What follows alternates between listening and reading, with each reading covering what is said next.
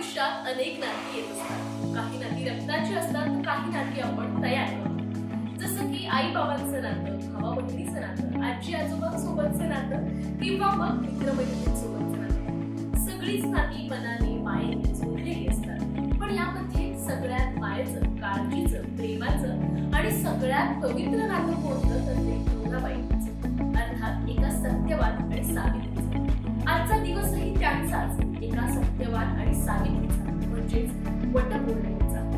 वर्षा ऋतूचं आगमन होताच पहिला सण येतो तो म्हणजे वटपौर्णिमा. वटपौर्णिमा हा महाराष्ट्रातील एक महत्त्वाचा सण, जो विवाहित स्त्रिया आपल्या पतीच्या दीर्घायुष्यासाठी आणि कुटुंबाच्या सुखासाठी साजरा करतात. या दिवशी स्त्रिया वडाच्या झाडाची पूजा करतात, त्याला सूत गुंडाळतात, उपवास करतात आणि 7 जन्मांसाठी याच पतीची कामना करत असतात.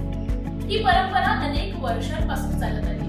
निसर्गाची पूजा आणि वैवाहिक जीवनातील निष्ठा यांचा अनोखा संगम पाहायला मिळतो. वटपौर्णिमेची कथा ही सत्यवान आणि सावित्रीशी जोडलेली आहे. सावित्रीने तिच्या बुद्धीने आणि तिच्या निष्ठेने यमराजाकडून सत्यवानाचे प्राण परत मिळवले अशी आख्यायिका सांगितली जाते. आणि याच घटनेचं स्मरण करून महिला वडाच्या झाडाची पूजा करतात. अशी ही सत्यवान सावित्रीची कथा.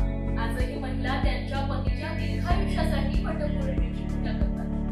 7 जन्म हाच पती मिळावा अशी मागणी करतात. आजच्या काळात वटपौर्णिमा साजरी करण्याची पद्धती काही प्रमाणात आधुनिक झाली. आधुनिकीकरणामुळे काही गोष्टी बदलल्या असल्या तरी या सणामागची श्रद्धा, भावना आजही कायम आहे. स्त्रिया अजूनही तितक्याच भक्तिभावाने हा सण साजरा करतात. सोशल मीडियावर वटपौर्णिमेच्या शुभेच्छा देण्यापासून ते पूजेचे फोटो शेअर करण्यापर्यंत आधुनिक तंत्रज्ञानाचा वापर करून हा सण लोकांपर्यंत पोहोचवला जातो. एकीकडे स्त्रिया आपली प्राचीन संस्कृती आणि परंपरा जपतात, दुसरीकडे आधुनिक जीवनशैलीशी जोडून घेत सण साजरे करतात. हा सण आपल्याला निसर्गाचे महत्त्व आणि पारंपरिक मूल्यांचं जतन करण्याची आठवण करतो. वटपौर्णिमा ही केवळ एक पूजा नसून ती स्त्रियांच्या निष्ठेचे, प्रेमाच्या त्यागाचं प्रतीक आहे. बदलत्या काळानुसार सण साजरा करण्याच्या पद्धतीत बदल झाले असले तरी त्याचे महत्त्व आणि त्यामागील भावना आजही तितक्याच पवित्र आहे.